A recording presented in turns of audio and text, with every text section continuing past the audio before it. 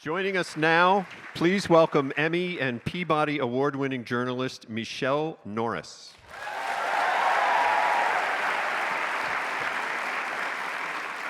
What a thrill to be here. What a thrill to come on stage with Charlemagne and Judy Blume. Good evening, everyone. Oh, no. No. Let's do that again. This is an occasion. Good evening, everyone. Thank you. Good storytelling is often about fixations.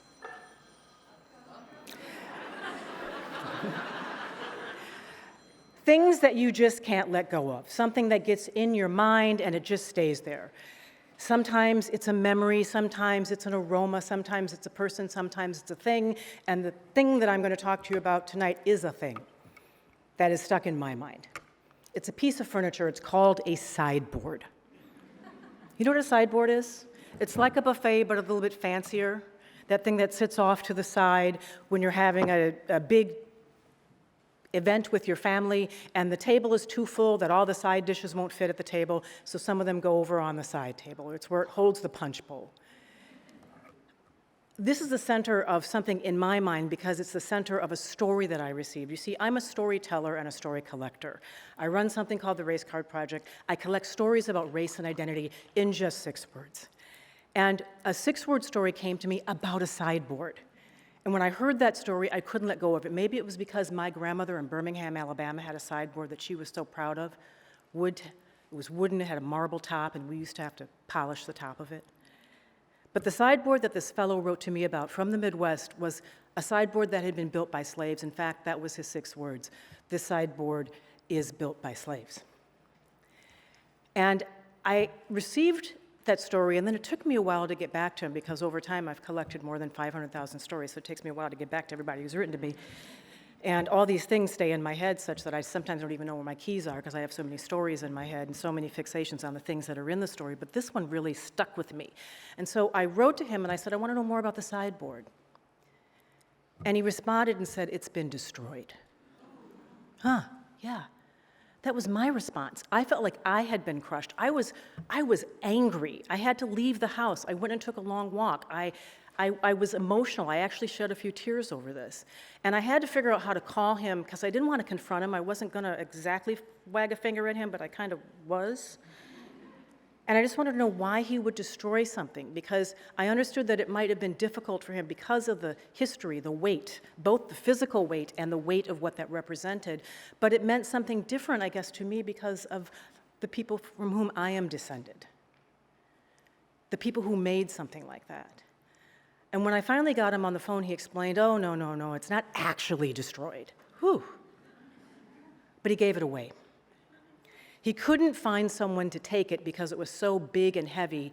He wanted to give it to a museum. Finally, he found someone who was willing to come to his state and take it because they were picking up a bunch of antiques. So they came and they took this thing, which weighed, it was like moving a piano, and took it away and moved it to a warehouse in Kansas. It was an antiques dealer took it.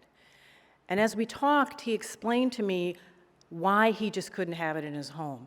He's descended from people who once owned people.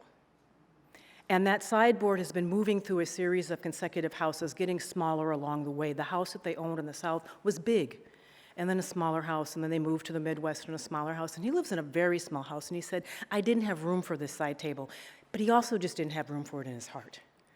He explained to me the reasons why, because he knew the history. He knew that it was built by slaves, and he knew why slaves did the building. Because in the part of the South that he was from, they built furniture from live oak, and if any of you have ever worked with wood, you know that live oak is a very, very hard kind of wood. You can cut 3 pine trees with a single saw. I see you nodding your head, you understand this. But it sometimes takes 3 saws to cut through a single trunk of live oak because it is so hard.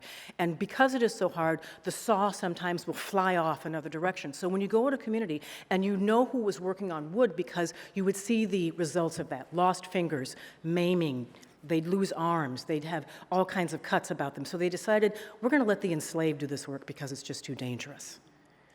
He taught me that, but it turned out I could teach him something also because in the research I had done, I had learned about people who were enslaved, who built furniture, who also did ironwork, who built the balustrades and some of the architectural elements in the homes that we still live in today. And what I learned is that people who were unable to read and write, not because they lacked the intellect, but because people refused to allow them to learn how to read and write, developed their own language through their craft. Some of the enslaved told stories through the woodworking, through the dental molding, through the way that they carved certain things. They told stories of births and deaths and discoveries and most likely disappointments. He wanted that piece of furniture destroyed. I couldn't imagine why anyone would want to destroy it. I asked him, why did you tell me that it was destroyed? Because that destroyed me. And he said, because that's what I want to happen in my mind. I want to see it erased. I want to see it crushed.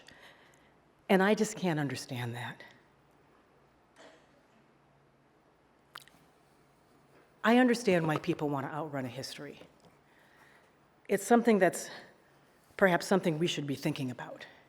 And it makes me think about another 6-word story that has landed in my inbox. History is a complicated, demanding mistress. She will not be ignored.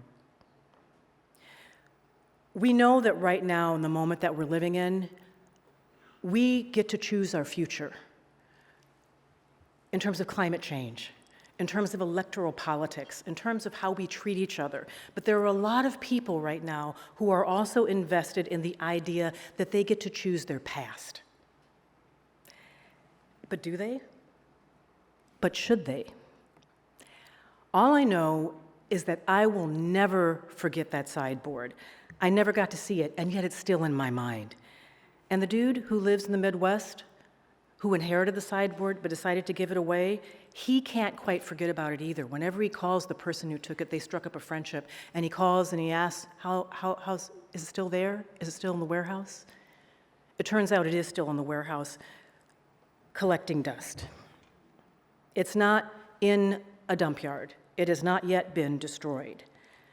It's still in the warehouse, but actually, it's kind of still in his house. It's still occupying space in his mind. It's still occupying real estate in my mind, and now that I've told you the story, it might occupy space in your minds also. It's still in the room, and that's kind of like our shared history in America.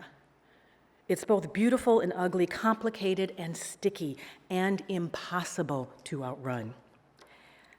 I hope that that fellow in the Midwest changes his mind about wishing that a piece of furniture with that kind of energy would disappear from our earth, that sideboard.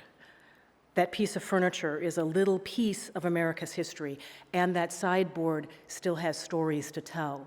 And one of the stories that it has taught me, reminded me as a storyteller and a story collector, is that sometimes we think we are done with stories before they are done with us.